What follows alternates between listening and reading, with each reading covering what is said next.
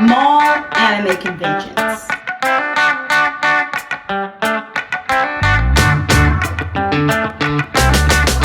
On the surface, they can come off as lame, cheap, dirty. I mean, I feel like that's just my experience with most malls. The more local an anime convention gets, the more budget it becomes. So when my local mall posted that they were having an anime convention, I immediately doubted it'd be worth my time. Listen, I'm not here to convince you that mall conventions actually rock or can compare to Anime Expo, Comic Con, or Otakon, but what I can say, why I'm here today, what I'm trying to convince you to do is rate an anime convention fairly. So what makes a great con and what are the benefits of an anime convention being inside of a mall? For me, an anime convention can be broken down in 4. I know I said 4, but it's more like 400, but we only have time for 4. For me, an anime convention can be broken down in 4 components. There's actually a 5th one, but we're gonna wait until the end because I can take it or leave it. Number 1 being merch quality. The Name one, they have Chopper, but they never have Chopper in his cute little pink shorts.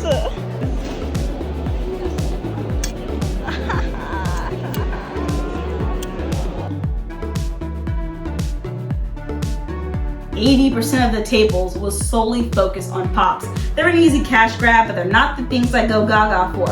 What I do go gaga for are pins. This pen is 60 bucks, but it is pure art. Look at the colors. Oh! See if I can convince someone to buy it for me. I don't think I have any Cowboy Bebop yet. And they actually did have a few bangers, even though they were so overpriced. I do think that this, I'm giving it a 4 out of 10 because, you know, pops are great, plushies are fine, but you gotta have variety in your merch availability. Weapons, t-shirts, bags, you know, things that I haven't even thought of. I'll even take a puzzle. Like, I really feel like it really lacked, even though there were some really cool pops. Oh, and one of my favorite vendors was actually there for pins, so that was actually really cool. Moving on to cosplay. Cosplay is part of the scenery of a great con, because when you're at a convention and you see, you know, your favorite characters, you're gonna see those Disney princesses, you're gonna see those characters that are in inflatables, you're gonna see a Sonic. I don't care what convention you're going to, you're gonna see an R2-D2. And there were a lot of cosplayers actually at like my local mall, but I'm really shy, so it's really hard. Actually, help me with this, guys, help me with this.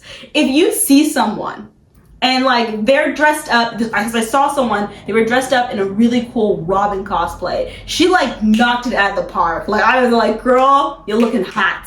But she was also surrounded with other people who I didn't recognize. I actually think they were probably like a Vocaloid character, and I'm not into Vocaloid like that. But I wanted to ask for her picture only, even though she was decked out with all her other friends who dressed up. Is it rude to be like, oh, I love your cosplay, can I take a picture of you? And I don't want her other friends to feel bad, I just don't know your characters. Or when I did ask for a picture, like someone came in with this killer Jasmine cosplay. I don't know. I am gonna give this con though a 2 out of 10 because there weren't very many people dressed up.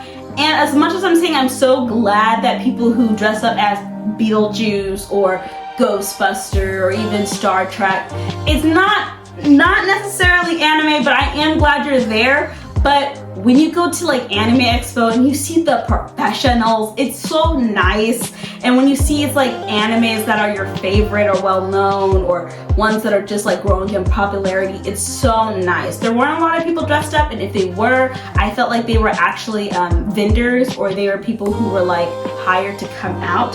So it is a 2 out of 10. It's okay. I still had a great time looking at everybody. The next component that makes a great Anime Expo is voice actors.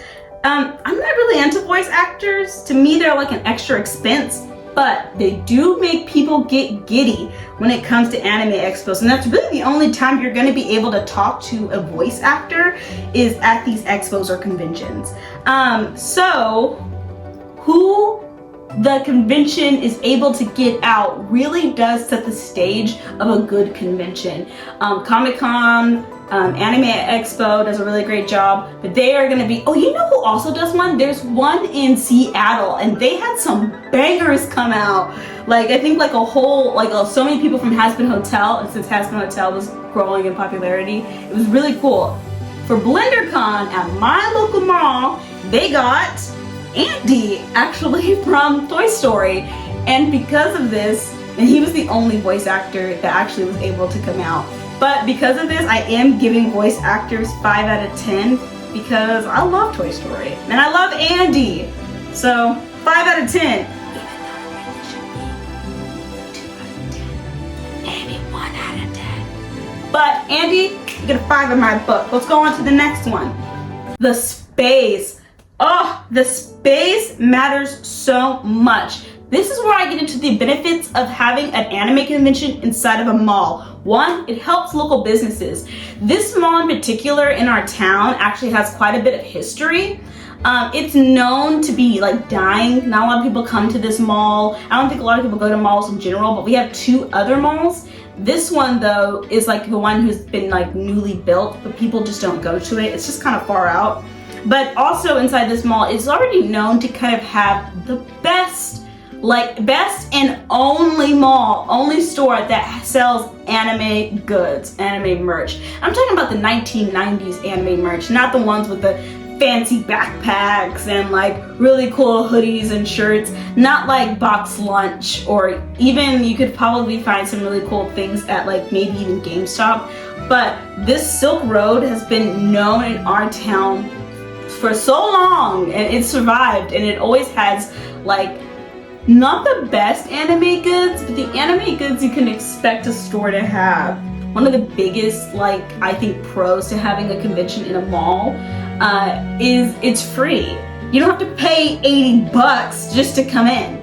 And since the mall is like a public space, anyone can come in and take a part. So the accessibility to anime and comics and just conversations with the people who also enjoy your style of story or art is available. AC, I know this might not be a big thing for you, but some of these cons be hot. So the air conditioning was a big plus. I actually think the layout was also really smart. They pretty much had like a line of where all the vendors were, and then the stores were open, so you could go into a store and then come out and then you'll be immediately with the con, and I really thought that was really nice. There's a lot of space in this mall as well because it doesn't have a lot of stores in it. So I think that's really nice. Big pro, and I have no idea why, but expos, conventions are so bad at having food available. I'm not trying to eat ramen, top ramen. I'm not trying to eat cup of noodles. I'm not trying to pay like $30 to go to a maid cafe so I can have some really nasty coffee. I want a burrito bowl. I want tacos. I want beans. I just really like Mexican food, I guess. I don't know what you need to have available, but having food at cons seems to be a very hard thing to do right now. I think it gets better at having like food trucks, but you have to go outside. And then so the best benefit about having a convention in a mall is that you have a food court indoors and therefore places to sit. This is really kind of the only opportunity that a lot of families can get to come in. I don't have any kids or anything like that, but nonetheless, it's like you're gonna spend $80 just to get into a really well-known con. But it's like when you have kids, it becomes harder to do so. You know, you get to have your kids come and experience culture and anime because they also love it too. And at the same time, there's people in my city don't be watching their kids, so they're running around like crazy, and so you kind of have to watch where they are, and they're running around with their little swords. It's very cute. I'm glad they're happy. Also, get away from me. You're telling me that the big benefit of AC, food availability, free, and places to sit is not going to be like that's just, and accessibility is such a big pro that I'm giving this category for space a 6 out of 10. They didn't really shine when it comes to decorations, when it comes to wall decor, or using the ceiling to have like really well-known characters to cover the places that aren't really necessarily like eye-friendly. I don't think they really took advantage of this, especially in this mall when there's a lot of space. So it's really unfortunate they didn't do that. But when you can really create a scene, that's when it really becomes valuable, where it really comes together and you feel like you're in a different place. I did say there was one more, 5, and this one I can take it or leave it, and it is entertainment. A lot of anime expos and conventions and Comic Cons are going to have like some type of entertainment. You know, usually it's going to be like you get to go to a fashion show, a party, like an after party, or you get to come and you get to take pictures in a space, a gaming center. While this convention did have a community cosplay area as well as a gaming area for like card games, I didn't feel like people really used the space unless it was the cosplay center, but it was a little bit hard to enter that space. So I am giving entertainment 1 out of 10. Again, I could take it or leave it because usually the entertainment portions into anime cons and expos usually cost extra, and I'm usually not going to pay for these things. So just a review, we have merch, a 4 out of 10, cosplay, 2 out of 10, voice acting, should be 1 out of 10, but I'm giving it a 5 because I like Andy. Space, a 6 out of 10, and entertainment, 1 out of 10. Overall, BlenderCon being held in a mall, I'm giving it a 4 out of 10. It's not very high, but I did find it very charming.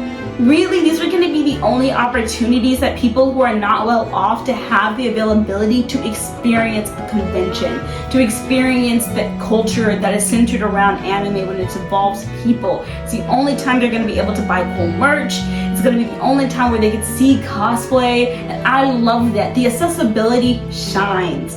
And so it's like, I hope they do more conventions in malls, and I hope they get better as the process continues. What are your opinions about conventions in malls?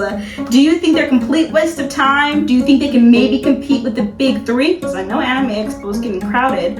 And have you ever attended a local anime convention? What is one benefit you can see of a convention being held in a mall? And what's some of the cons that you can obviously see of being held in a mall? Comment down below. I can't wait to read them. Those are all very good questions, Gem Friends. Thank you. Thank you. Thank you. The convention I'm going to be going to is going to be in a brewery, so a place that makes beer. I've never been to this brewery in my town, but I'm very curious on how they're going to put a convention together at a brewery. Am I saying that right? Brewery. Brewery. That's not it. But it's going to be there. If you want to see what that is like, subscribe, and turn on the notification bell so I know that you actually care to see what I think about cons and where they are ending up now in today's culture. And I might cosplay. Maybe. Maybe not. I might not have time. We'll see. My name is Stupid Sally, and I'll catch you in the next video. So long, Hotman. Did it work this time? Ah, we did it!